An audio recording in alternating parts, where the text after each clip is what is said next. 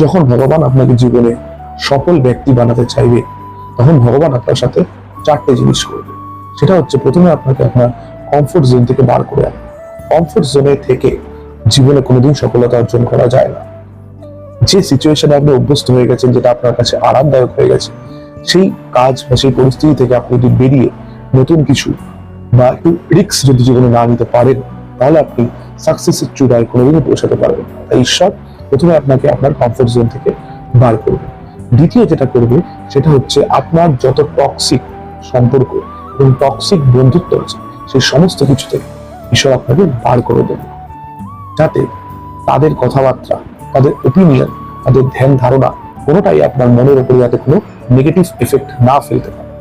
তৃতীয়, ভগবান যেটা করবে সেটা হচ্ছে, আপনার মধ্যে যে ফেক বিলিভ আছে, যে নেগেটিভ থিঙ্কিং আছে, যে নেগেটিভ বিলিভ আছে, সেগুলোকে ঈশ্বর ধীরে ধীরে নানান পরিস্থিতির মাধ্যমে পজিটিভিটিতে চেঞ্জ করবে। আপনার ভেতরে চিন্তা ভাবনা, বিশ্বাস সবকিছুই অনেক পজিটিভ ভগবান নানান পরিস্থিতির মাধ্যমে বানিয়ে দেবে।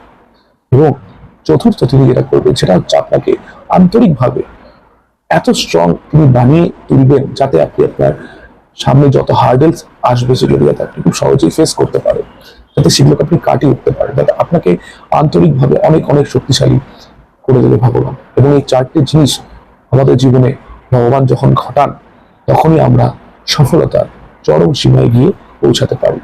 শ্রী রাধে, শ্রী রাধে।